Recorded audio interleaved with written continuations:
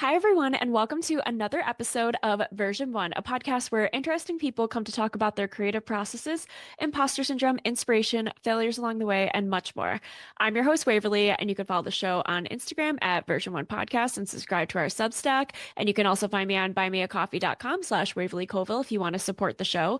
And you can listen to this episode wherever you get your podcasts or head over to YouTube to watch the video version and leave us a nice review. All right, everybody. I am here with my guest this week, Lindsay Marie Morris. She is a journalist and historical fiction author of the two novels Beneath the Sicilian Stars and The Last Letter from Sicily. Lindsay, welcome to the show. Thanks, Waverly. Glad to be here. Of course, I am so excited for you to be here as well. Could you please start off with just introducing yourself to the audience, please? Sure. So, as you said, I'm a journalist, and in 2019, I started writing a novel, and I didn't know it was going to be a novel at the time. It was a short story. And I am now a two-book novelist. I write heritage-inspired historical fiction. It's inspired by my Sicilian heritage by way of my maternal grandparents who came to the United States from Sicily.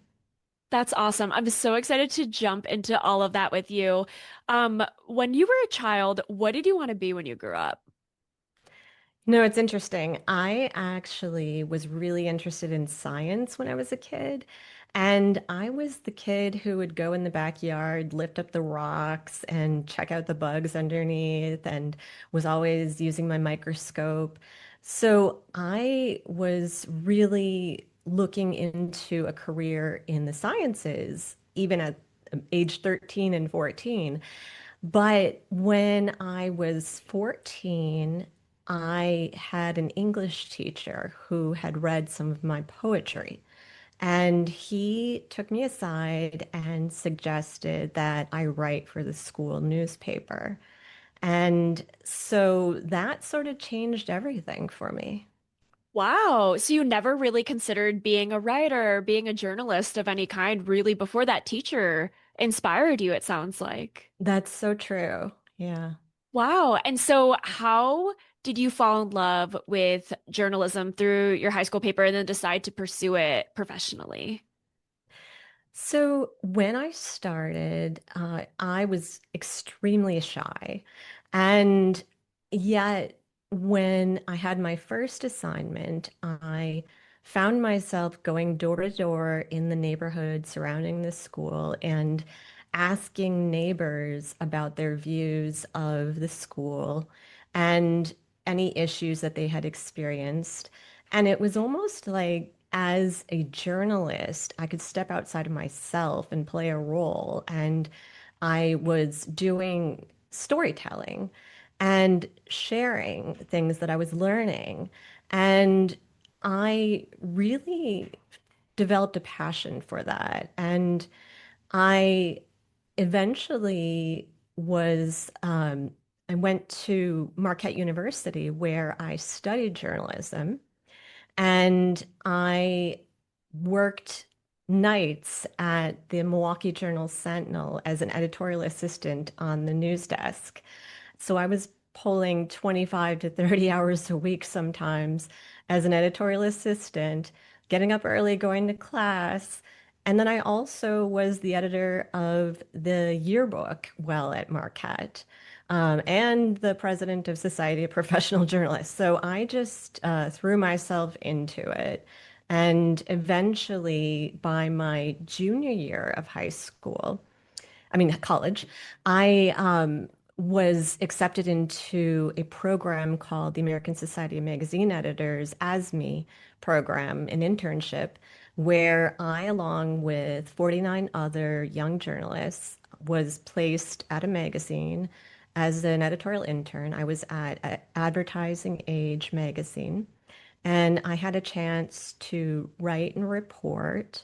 And I really found my footing, and eventually that was my career when I graduated. 2 weeks after graduation, I landed my first job as an associate editor at a trade publication. And That's then eventually, yeah, yeah.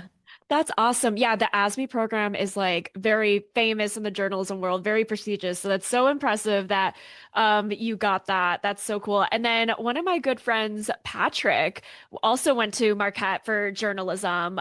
Listeners will know him from one of the earlier episodes of the show, like before I started even doing video. So if anyone wants to listen to that episode, it's you got to scroll down a bit. But he also went to Marquette for journalism and now is at the Wall Street Journal. And it's such a wonderful journalism program. So you have such an impressive background. That's awesome. What sorts of things were you doing in the journalism world before you decided to start writing novels? So I moved from New York to Los Angeles in 2003, and I landed a job at Shape Magazine where I was the travel editor. And then after a few years, they changed headquarters to New York, and so I left and went along with my editor-in-chief to launch a new magazine, which was all digital, and it was a women's magazine. And I really, through that, started writing more about wellness. And so I had taken a few years between writing or working within the digital media world. I worked for a company called Demand Media. I also worked for channel1.com. And while I was at Demand Media, I managed a team that was developing an algorithm to create titles and really figure out how to uh, work within the realm of search engine optimization and maximize visibility of stories. But eventually, I went back to my wellness journalism freelance. And I still do that today. I write for a number of publications, including Forks Over Knives. I write health, nutrition, and lifestyle. Awesome. That's so cool you were a travel editor because I do a lot of like travel freelance travel writing. So I work with a lot of different travel editors. So that's cool that that's in your background. And yeah, as I was looking at your portfolio, I noticed you write or you've written a couple articles about being plant-based. Are you plant-based? So I am a vegan. I have been a vegetarian for almost 30 years. And I have been a vegan probably just about 10 years. So, yes. Wow. Okay. Yeah. Because when I saw that in your portfolio, I was like, oh my God, I have to bring this up because I am a lifelong vegetarian. So I've also been Okay. a vegetarian for, well, for context, I'm 29. And so, like, I mean, to be fair, I say lifelong, but I did eat like meat as a kid, but it was like fake meat, like it was like hot dogs and like bologna. Sure, sure, You know what I sure. mean? But like I haven't like actually had meat or any of that since probably middle school. So at least probably around 20 years. And it's so cool hearing that you've been a vegetarian for so long because I feel like it's become this like cool thing now in the last like 5 to 10 years. But when I was a kid, when I would say I'm vegetarian, people made fun of me. And so Hmm.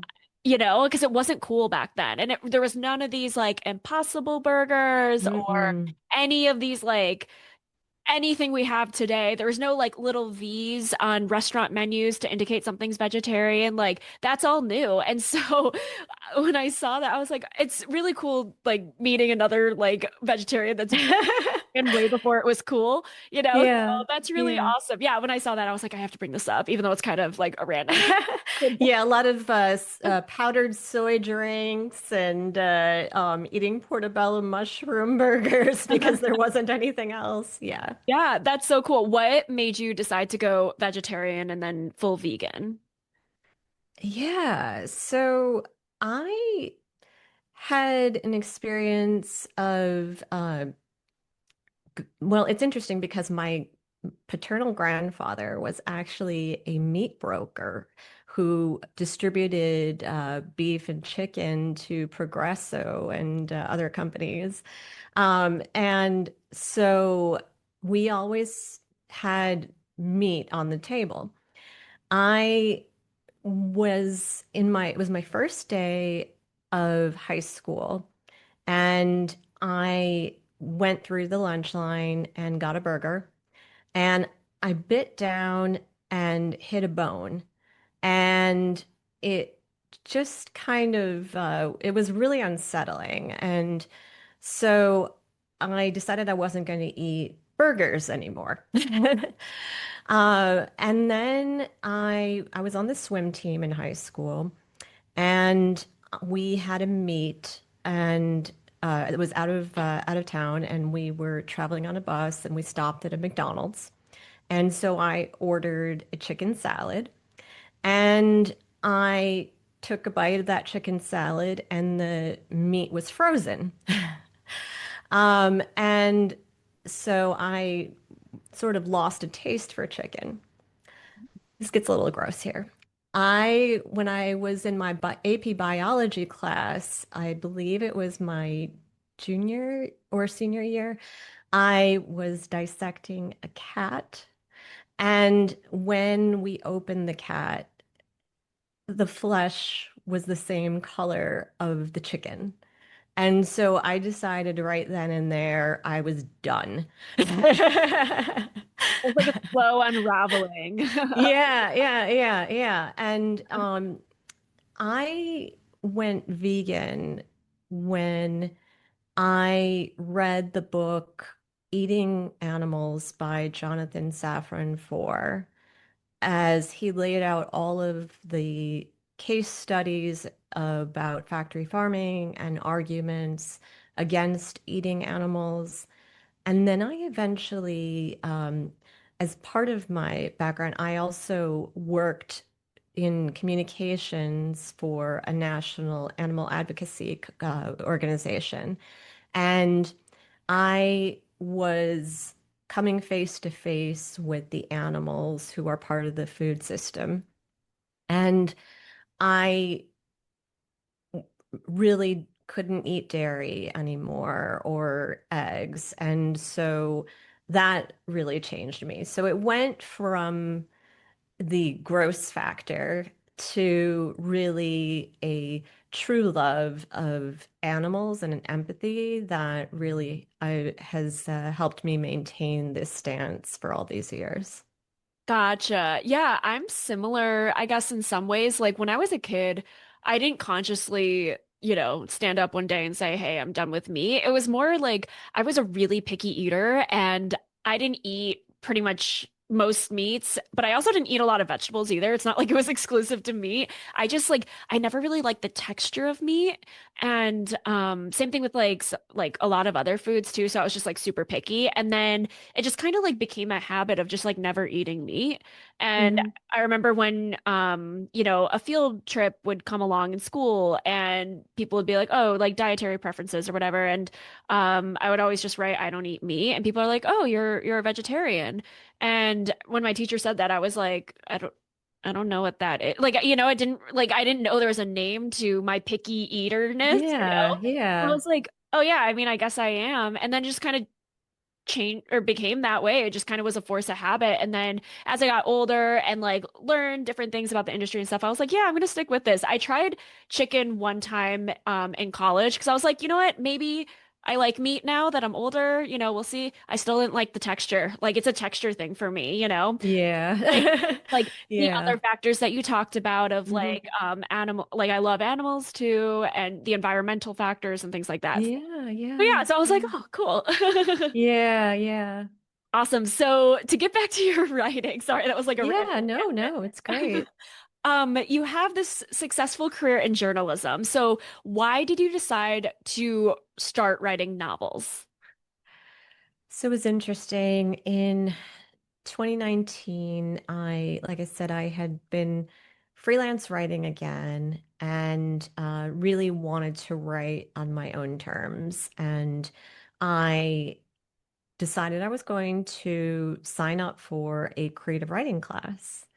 And we would meet once a week in a living room, and we would sit down and just free write for about half an hour. And there was one day that I found myself writing the story of my grandparents because when I was a kid, I'd always heard the story that my grandparents had written love letters to each other during World War II.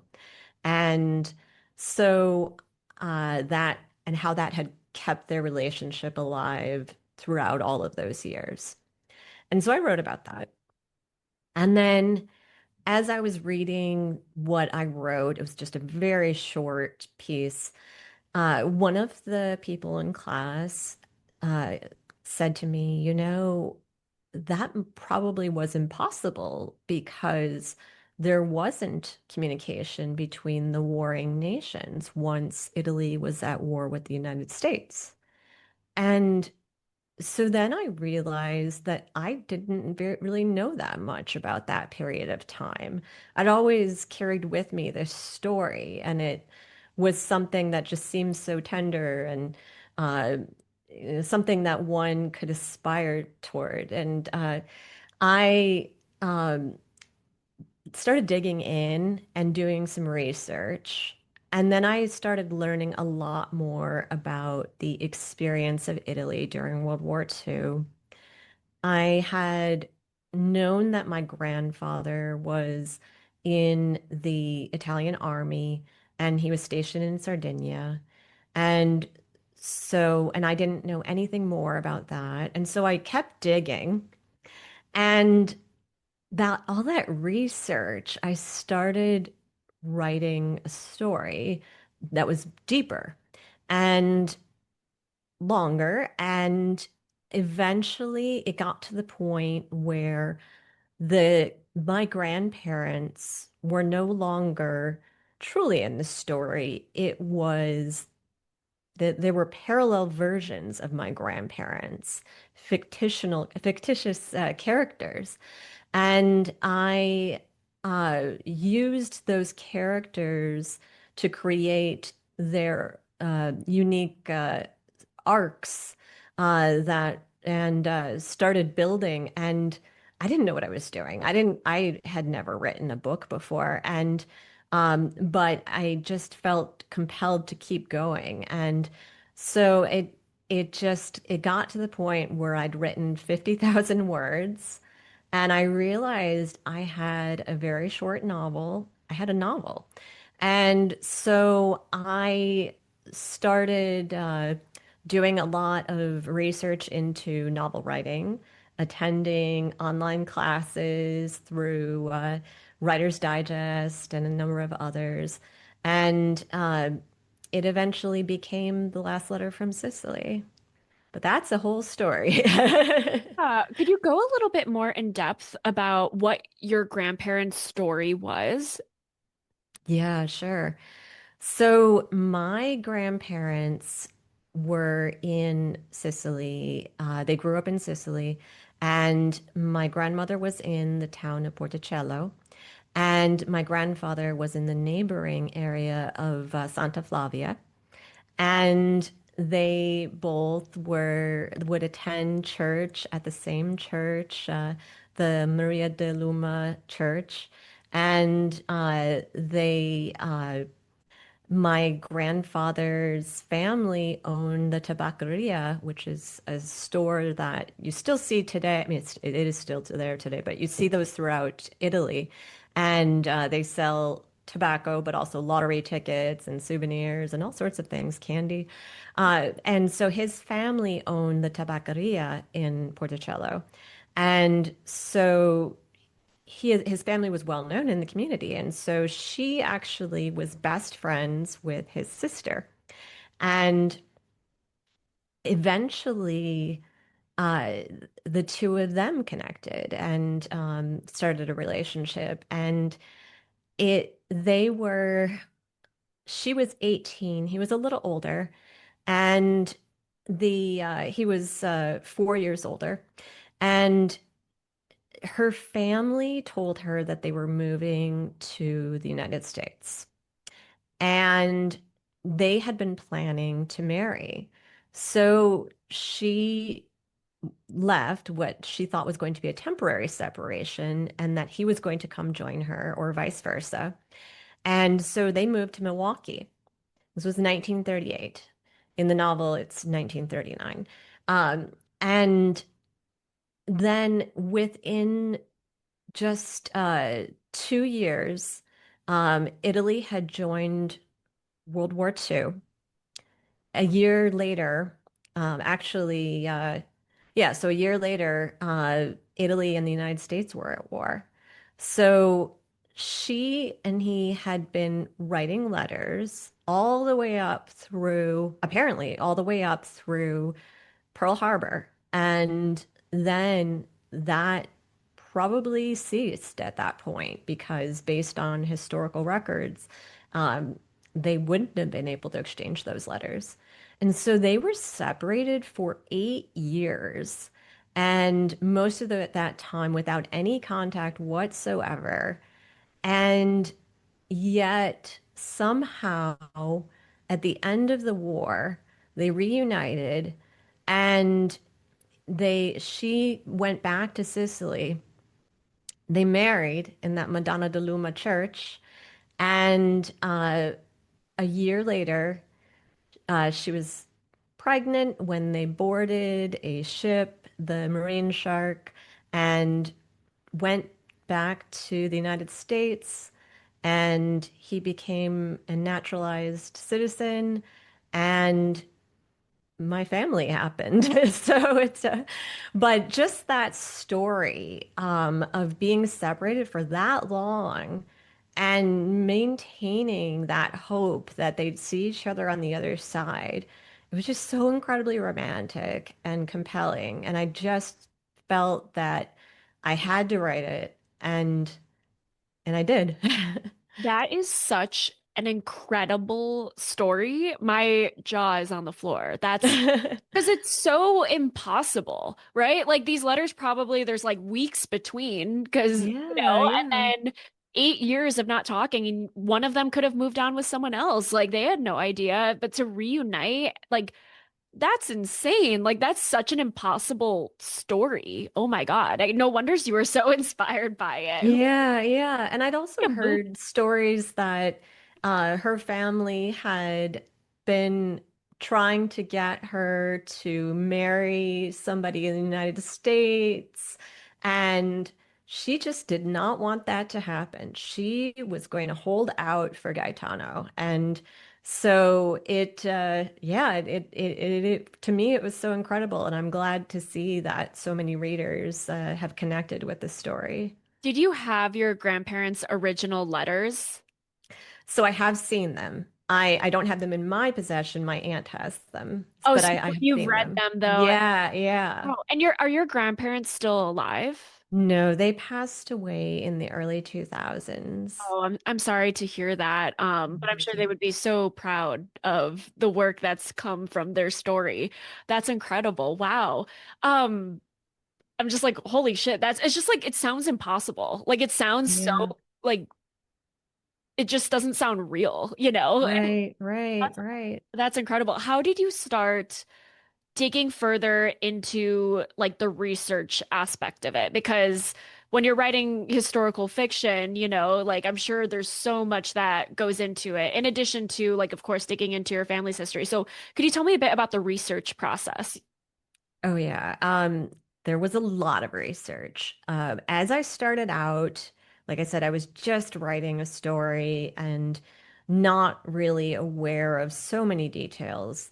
And so then when I decided it was going to be a novel, I really started digging in, and I built out a timeline. And in that timeline, I inserted not only the dates of history, but also their timelines, the characters' timelines. And so I would be able to keep track of how old they were and milestones and how that interacted with the real timeline of history. And I, so that was the first step. And I actually teach this. I have a class called From Family to Fiction, Unearthing Historical Narratives. And it is what I call my scaffolding approach. Because for me, everything starts with that timeline. And I'm using it to build the structure of the story, just like a scaffolding helps as you're building a building. So then I had to address gaps because I only knew just a couple of details and everything else was going to have to be fiction. And but I also wanted it to exist this within the timeline of history. It had to fit into the real world. And so I had to figure out what was going on in Sardinia, for example, where my grandfather was stationed, and I decided that Gaetano was going to be stationed there.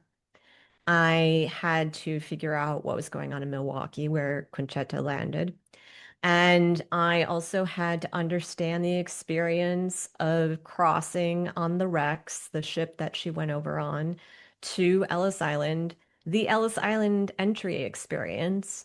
So all of those things required me to either virtually or physically visit those places.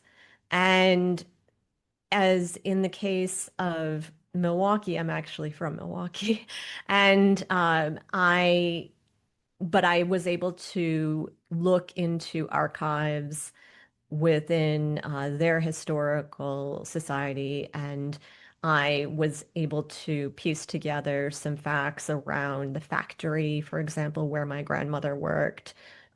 She worked for a garment factory, and I was able to go to the Statue of Liberty site where you can actually find a virtual tour. I've been to Ellis Island, but you could actually go through the process of the stages of entry as an immigrant. It takes you back in history. And so it's like there was this interactive web page that I was able to find.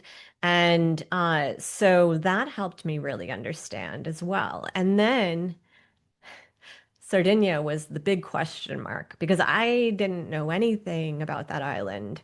And I just decided I would start with Wikipedia. And then I started doing Google Earth, but I still didn't really understand. And so I felt like I'd hit a wall and I thought, oh my goodness, I'm just going to have to put him in Sicily because I've been in Sicily several times. And so, but my husband suggested that we go to Sardinia and not just go. He said, we're going to rent an apartment for a month and we will stay in Sardinia. We will work remotely there so that you can finish this book. And so we did that. And I was able to find a professor of architectural engineering from the University of Cagliari, Sardinia.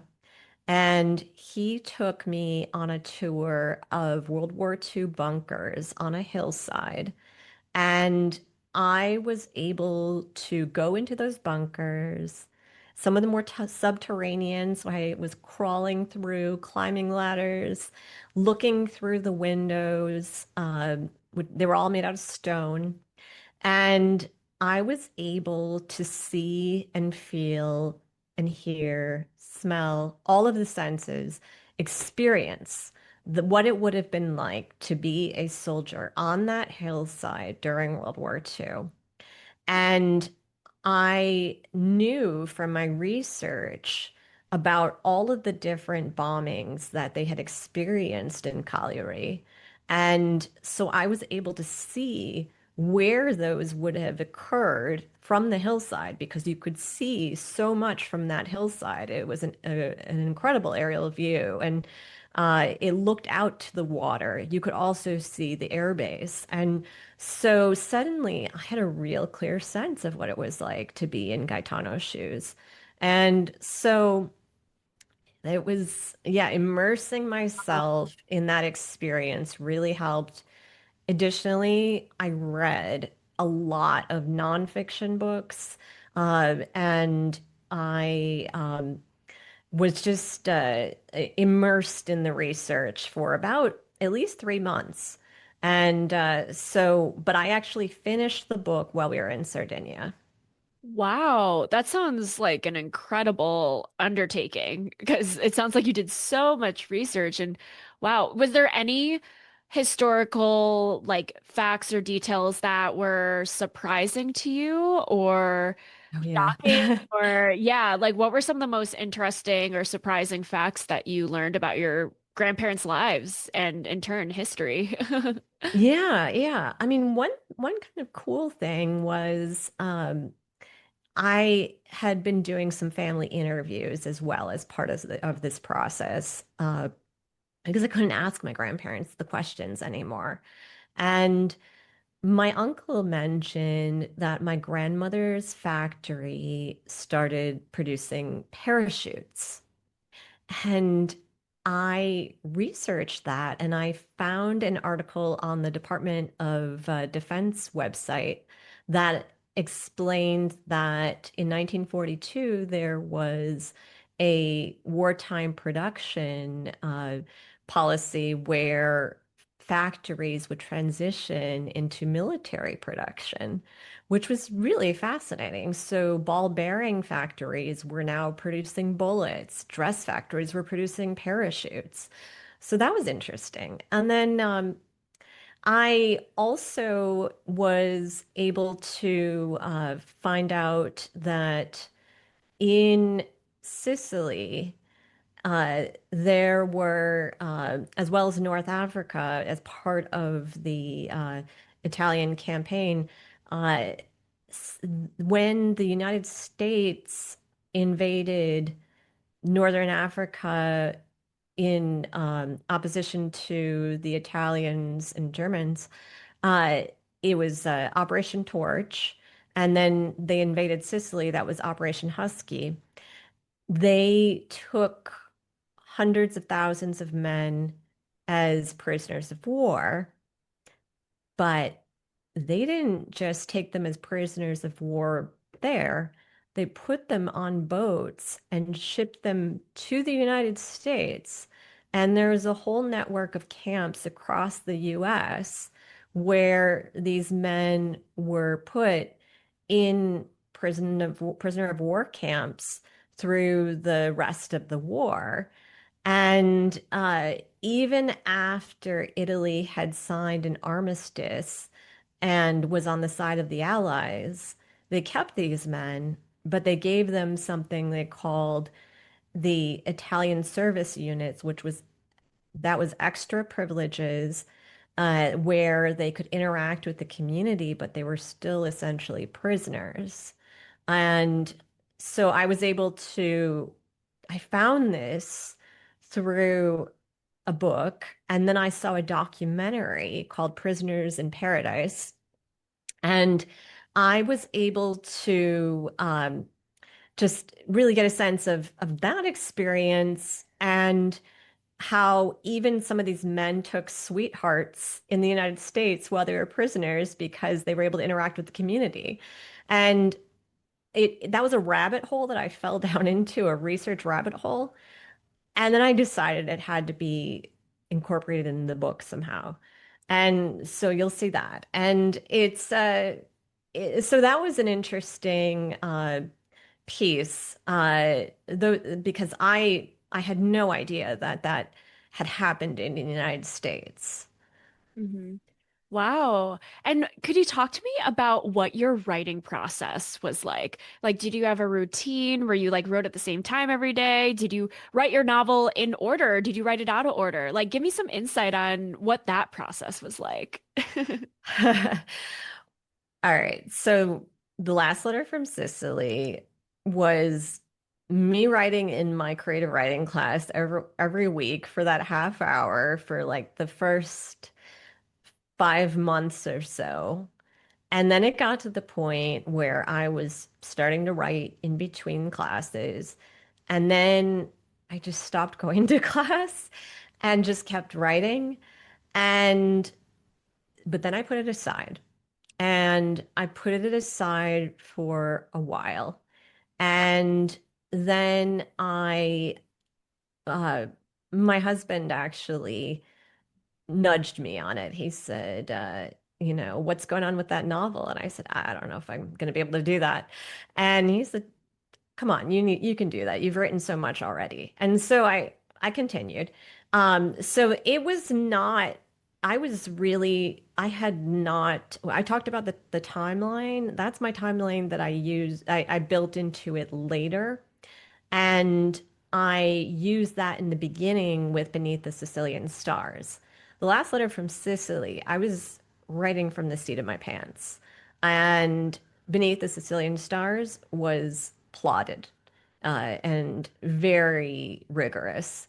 So the last letter from Sicily took me years to write. Beneath the Sicilian Stars took between 6 and 7 months. Wow. Hmm. Like very different. What was your like writing routine? Yeah, so when I started writing Beneath the Sicilian Stars, after I'd done 2 months of research, I would write maybe I was doing a part-time contract job with project management, and so after working for about 4 hours in the morning, then I would shift gears and write Beneath the Sicilian Stars. And I would do that maybe 6 to 8 hours a day and 5 days a week. And what I would do was split it in half, where I would work for about 4 hours, stop, go to the gym, come back, write another 4 hours. And I did that consistently. And it was part of a workout routine. And and I gave myself weekends off. And I just, by maintaining that rhythm and having an outline to work against, it was really efficient. And I was able to stick with it. And it was so much easier to write than the last letter from Sicily, because the last letter from Sicily, I it was I had no deadline, I had no contract when I started writing it, and it was just a labor of love and fun, and I would just go at it every so often. And like I said, it took years. Wow. So Beneath the Sicilian Stars is not based on your grandparents, right? It's just kind of based on the No. same time period. So that one's complete So, from your. yeah, yeah, yeah. But it actually came out of the process of research from the last letter from Sicily. It is also inspired by, so it's inspired by true events. The last letter from Sicily was inspired by a true story. And so Beneath the Sicilian Stars was a brainchild that came as part of a tumble down a rabbit hole of research. And as I was researching the experience of the prisoners of war, I came across a book called Una Storia Segreta. It have it right here.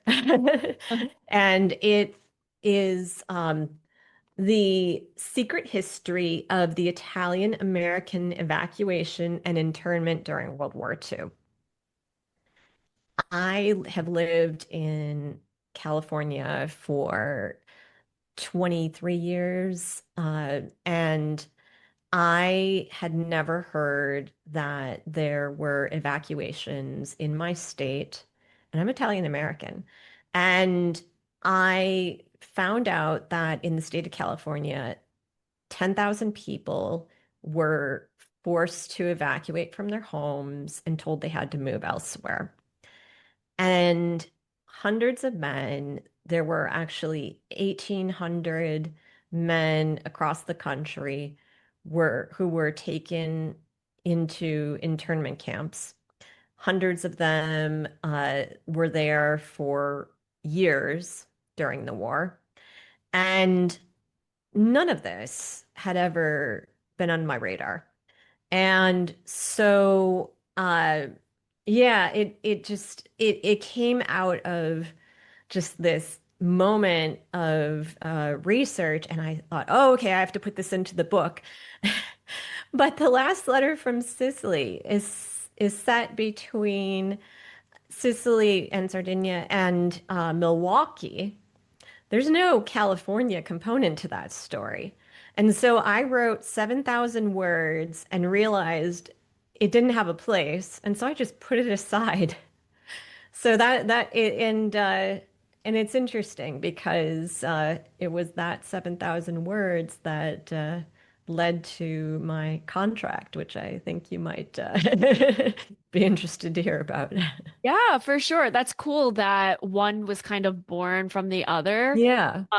But yeah, I was gonna ask, yeah, because you got a two-book publishing deal, which is incredible. I feel like, I mean, I guess you tell me, because I'm not in the publishing world, but that seems rare, right? Like, that's really cool that you got to do two at once. Yeah, tell Yeah, yeah. It was me. just it really was incredible to me. And I because I throughout the process would query maybe three agents every 6 months, which got me nowhere because it wasn't really in earnest. And then I decided when we got back from Sardinia, when it was actually in the shape it needed to be, that I was going to just send it to a publishing house that did not require an agent, that accepted directly from writers, which there are a few of them. Storm Publishing is based in London, and it's their practice they go through writers as well as agents. So they are welcome. They welcome that. So I'd sent to them and just didn't really expect anything because, this has been years. And uh, it was probably 4 days later, I got a response from the editor who wrote me and said, I'm halfway through your book. It's incredibly romantic. I can't wait to find out how it ends. I would, and I will let you know what I think by the end of this week, probably. And I'm curious, do you also have another novel? Let me know and let's talk. And so I thought, oh my goodness, I hope she likes the rest of this book. And but then my second thought was, oh my goodness, I have another book? And so she finished and got back to me and said, because I had said, yes, I do have something. It's not a full book yet. And she got back to me and said, I finished the book. I'm really interested in hearing about this second book. I'd like to look at doing a two-book deal. And let's have a conversation. So we did. And I sent her the 7,000 words that I'd put aside. And based on that 7,000 words and the manuscript, she came back and gave me the two-book contract. And she said that I had to finish the second book by December. This was May. So Wow, that's an expedited timeline. yeah, yeah, yeah. So that's why I developed the process that I've developed because I had to. But yeah, it's I more often publishers will do a book at a time. I mean, this was a book at a time essentially because they were spaced out 6 months apart, but I had just months between turning them in. Most of the time within the world of traditional publishing, it is like even up to 2 years lead time. So you can submit your manuscript and not see the light of day for until if you did that now until like 2027. So it was wonderful. Yeah. Awesome. Once you started working with Storm Publishing, was there a tedious or a long editing process? It was really smooth. And I really love working with my editor, Kate Smith. She is so insightful and really championed the stories from the beginning. And I was able to just work with her in this way that felt very fluid, like organic and she started with a developmental report essentially where she wrote a 2-page outline of areas where she would like to see some changes if possible and adjustments and but she didn't change, she didn't ask me to change the story. And I think that that was really important ultimately was that it was true to my vision. And it was, there were some stylistic things. And I think some of that is as a journalist, uh, we write quotes, but we don't write about how somebody said something, the facial expressions and gestures. And so I had to go back and really weave that in, and it really taught me so much. So I love that process. I really love working with her and going back and forth on those types of things. And then there's a line edit, and then there were copy editing and proofs, and so it was very smooth, efficient. There was fact checking as well, and it was fun. Do you have a favorite part of the process? Yeah, I mean, I think it's interesting because when it gets into the developmental editing, when there's the outline, one of the things that I found for both of the books was that Kate was interested in seeing secrets. And I see this to be a trend within historical fiction is that there are secrets that the reader can encounter and try to solve as they're reading through the book, and it makes it more fun and interactive. And I did not have secrets in my original drafts. And so she just said, this could use a secret. And I had to really think. And it was kind of fun because it was just a different side of getting it onto the paper. It was suddenly thinking of how am I going to develop this extra layer and then leave breadcrumbs throughout the entire story. And I had to do this for both books. So that was fun. Interesting. What part of the process for you is was the most challenging?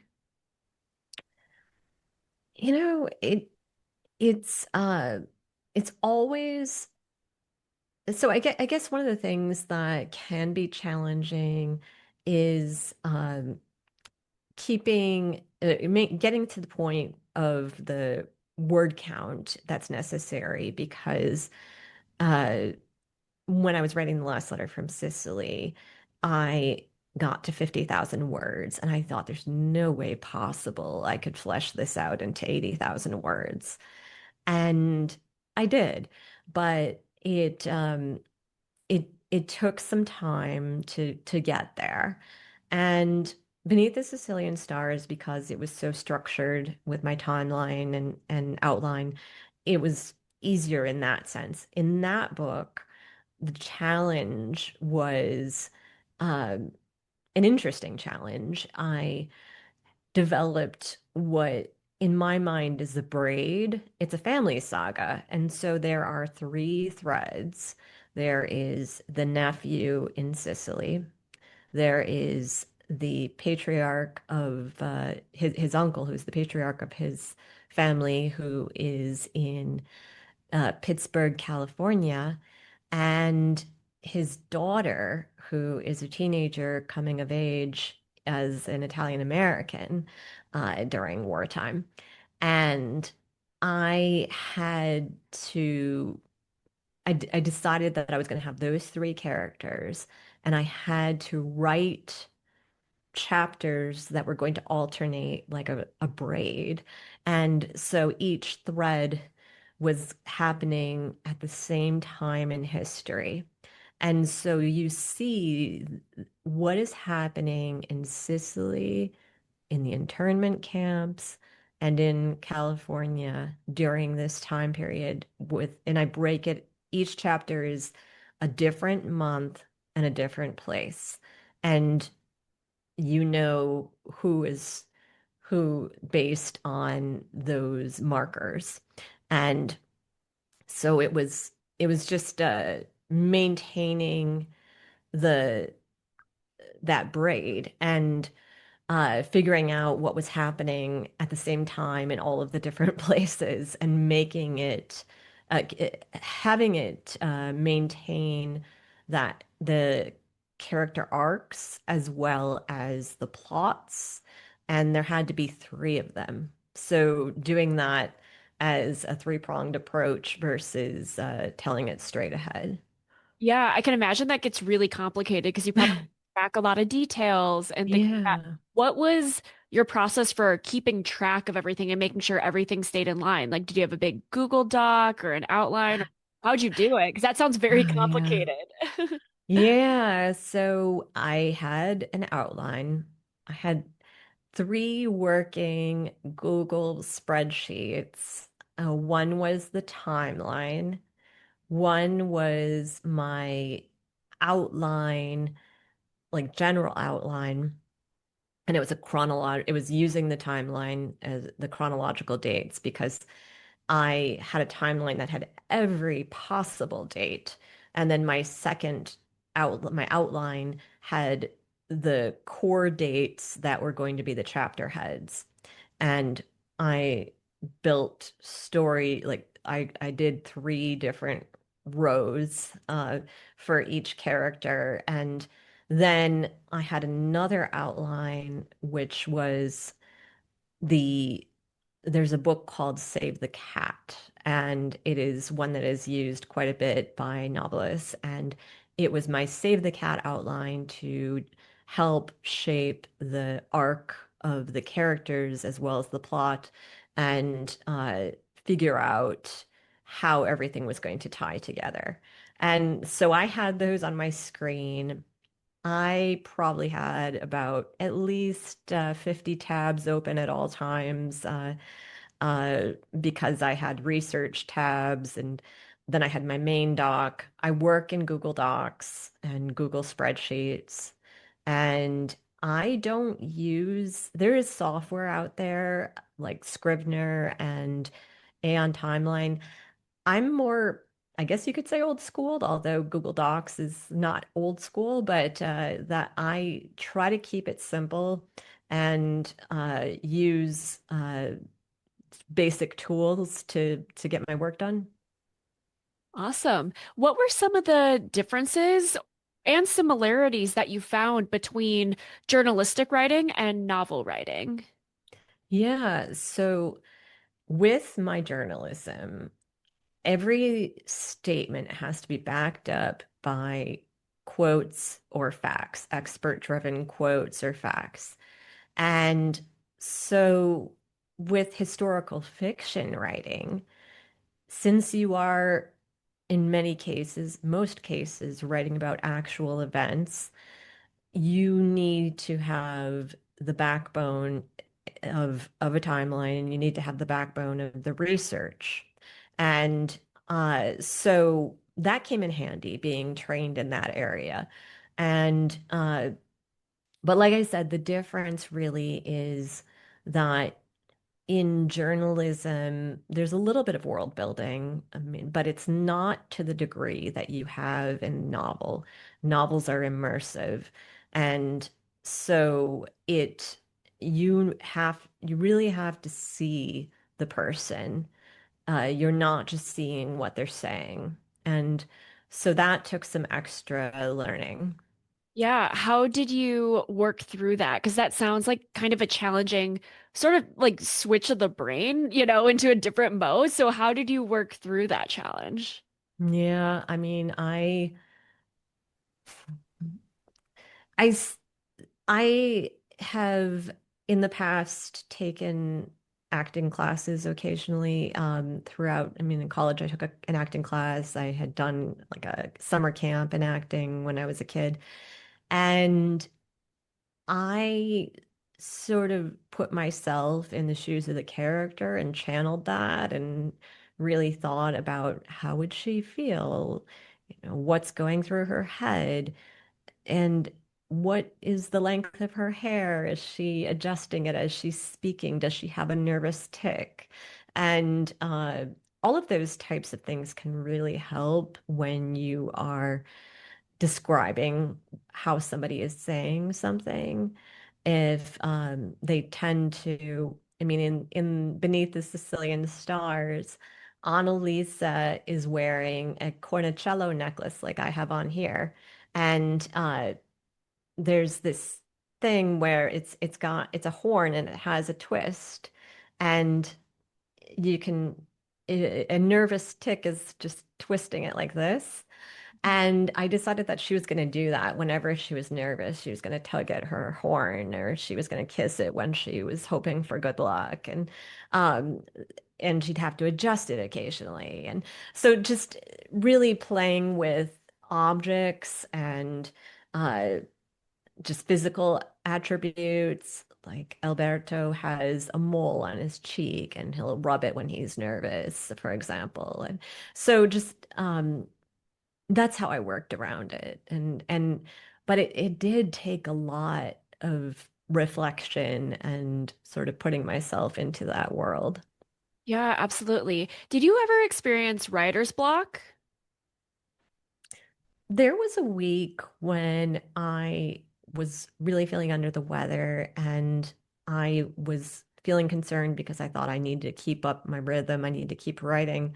And I forced myself to sit down and uh, write. And I wrote one of the bleakest scenes of Beneath the Sicilian Stars on that specific day. And it's still there. It's still in the book. And it, it through that feeling of being sick and struggling, I was able to channel that energy into what I was writing about the character and what he was experiencing in that moment. So I I don't really have like a writer's block, but I mean because it I push through it every time. Gotcha. And did you ever experience like imposter syndrome during this time? Of course. Yes. How I mean, so? during the last letter from Sicily, I mentioned how I had put it aside on so many occasions, and my husband Matt was really pushing me to move forward because he knew, I mean, he was really just he believed in me, and it really helped to have somebody who could sort of nudge me forward and say, "You can do it, you can do it," and look how far you've gotten. And I thank him in my dedication to Matt, who uh, basically carried me through every draft and wouldn't let me quit. And he didn't let me quit, and I'm glad he didn't. So, That's wonderful. You have such a supportive partner. That's so mhm. important. Yeah, that's beautiful. Do you have any more books in the works? right now? I do. Are you willing to I share? No, is it Yeah, top? well, I have I've written a third novel and I decided that it's not done. I thought it was done, but I decided that this novel is going to be a dual timeline novel, and I'm going to write that second timeline. Cool. Is it Yeah. still based in Italian history or in American? Yeah, it is actually. And this time it's in northern Italy. It's or well, southern Italy on the mainland. There part of it is in Naples, and it is going to be at this point, and this could change, uh, 18th century Naples, Venice, and Rome. Cool. And the second thread, the dual component, is potentially going to be 1946 in Naples. Awesome. Well, we're all very excited to read that as well when it's out. But did you have any lessons that you learned from writing your first two books that you applied to your third book to maybe do something differently? Yeah, I mean, it's interesting. I used that scaffolding approach of the timeline as the scaffold to support the structure. And I was very organized and in my approach, and it took less than a year, and I was writing it in the background as I was working on Beneath the Sicilian Stars. And but I took a departure, and at least at this point, one of the timelines is first person. And so that's new for me. And so we'll see how that goes. Oh, exciting. All right, Lindsay, if somebody came to you and said, "Hey, I have a really interesting story, either based on something they ex themselves experienced or maybe someone in their family or something like that, but I don't know where to start and I want to like write about it," what would you tell them? Like, what's the first couple steps if somebody just, yeah, doesn't know where to start, but they know they have something? Sure. I would ask them just how much do they know about that relative, and if that relative is still alive, if they might have an opportunity to interview that relative and get that story in their words and be able to ask the right questions to elicit a response that portrays the actual sensory experience of that story as well as just the story itself. And if they do not have access to that person, to create a timeline based on the details that surround that story that they know about what was happening in history at that time, because that we are shaped by our history. Everything in our life, whether we like it or not, is colored by the socioeconomic realities that surround us, as well as the political climate. And so that is going to help you understand the shape of your story because your character is moving through time and interacting with all of these different experiences and roadblocks that are created by those factors. Awesome. That's great advice. Thank you. Lindsay, this has been wonderful. Are you ready to move into the lightning round? All right, let's do it. All right. What is something new that you've tried lately? So, a couple of weeks ago, I don't know if this is tried lately in terms of a repeat experience, but I jumped out of a plane. I went skydiving. Oh. Okay. Did you like it? It was incredible. I really was not of the mind that I was going to ever do it. And then I got it for my husband for his birthday, and he said he wanted me to come with.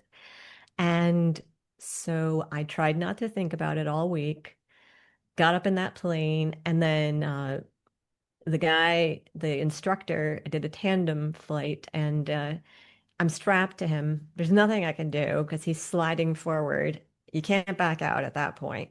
And you get to the door and you just let go and you just tumble into the sky and you feel the air rushing into your face and you're like one of those dogs sticking the head out the window and then all of a sudden the parachute pops up and you remember that you've jumped out of a plane. Because Would you do it again? yeah, sure.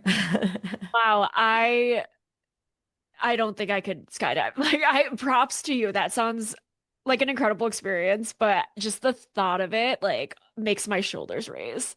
Yeah, yeah. I mean, I think if you think about it too much, Good for you. but it's one of those things where it's like you do it and you realize it's actually, I mean, yes, it can be a big deal. But didn't feel like a big deal when I did it. It was like, okay, I've done that. Oh, good for you. That's awesome. All right. Do you have a lesson or a message that you want to share with listeners?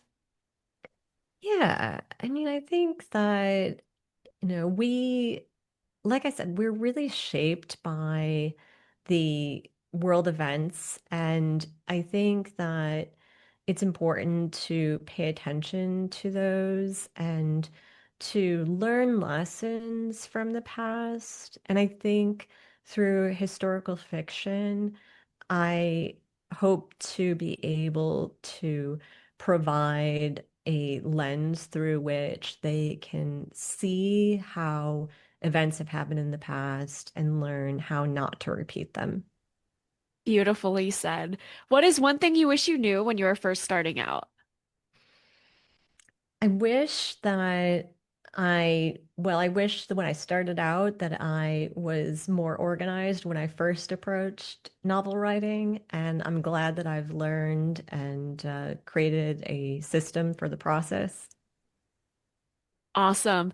Lindsay, this has been so wonderful. Thank you so much for coming on the show. Where can people find you, buy your books, check out your work, all of the things? All of the things.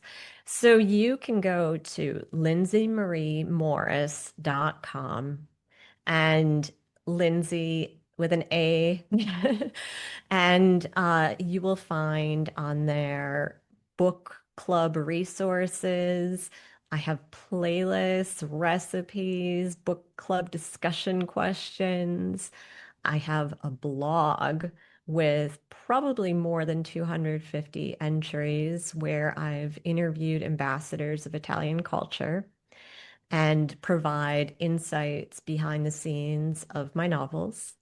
And you will also find me on just about every social media platform. And I'm usually Lindsay Marie Morris. But I have those handles on my website as well. Fantastic. Lindsay, thank you so much for coming on the show. I really appreciate it. Thanks so much, Waverly.